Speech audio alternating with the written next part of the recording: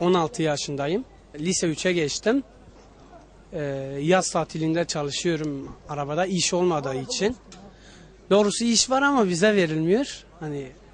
Ben o yüzden geliyorum buraya, en azından dershane, üniversite hazırlık dershaneleri için elimden geldikçe çalışıyorum, aileye katkım var. İşte budur benim hayatım. Kazanç valla bazen var bazen yok ama bazıları da çoğu hiç yoktur genelde, bazen hiç olmuyor. Günlük bir 20 lira 15 lira oluyor kazandığımız.